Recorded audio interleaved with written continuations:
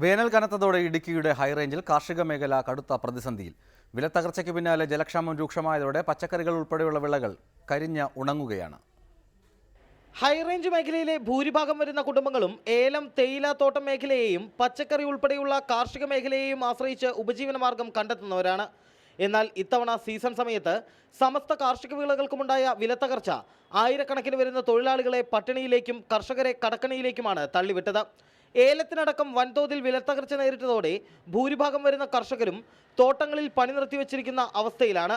ഇതോടൊപ്പമാണ് കത്തുന്ന വേനലും കർഷകർക്ക് തിരിച്ചടി നൽകിയത്. ജലക്ഷാമം രൂക്ഷമായതോടെ പച്ചക്കറി കൃഷി ഉൾപ്പെടെയുള്ളവ കരിഞ്ഞുണങ്ങി. ഏലം മേഖലയെ സംബന്ധിച്ചിടത്തോളം വൻ പ്രതിസന്ധിയാണ് നേരിട്ടുകൊണ്ടിരിക്കുന്നത്. കൃഷിക്കാരെ സംബന്ധിച്ചിടത്തോളം ഏലം കൃഷി ഉപേക്ഷിക്കേണ്ട ഒരു സ്ഥിതിയിലേക്ക് തന്നെയാണ് ഇപ്പോഴത്തെ അവസ്ഥ. വിലയില്ല, വിലത്തകർച്ചയാണ് മെയിൻ പ്രധാനമായിട്ടും. ജലസേചനത്തിന് ചെലവേറിയതോടെ മിക്ക കർഷകരും കൃഷി ഉപേക്ഷിക്കേണ്ട അവസ്ഥയിലാണ്.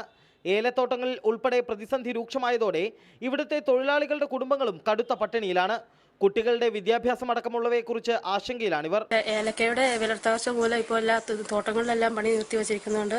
തൊഴിലാളികൾ വളരെ ബുദ്ധിമുട്ടിലാണ്. ഒരു ആഴ്ചയിൽ ഒരു പണി പോലും ലഭിക്കുന്നില്ലാത്തൊരവസ്ഥയിലേക്കാണ് തോട്ടം മേഖലയിലെ പണികളൊക്കെ എത്തിച്ചേർന്നിരിക്കുന്നത്. വായ്പാ തിരിച്ചടവുകൾ മുടങ്ങിയതോടെ പല കുടുംബങ്ങളും ജപ്തി ഭീഷണിയിലുമായി. വ്യാപാര മേഖലയിലെ ഈ മാന്ദ്യം മൂലം മിക്ക വ്യാപാരികളും ബാങ്ക് വായ്പ അടക്കമുള്ള സാമ്പത്തിക ഇടപാടുകൾ സുഗമമായി നടത്തിക്കൊണ്ടുപോകാൻ വളരെ കഷ്ടപ്പെടുന്നു.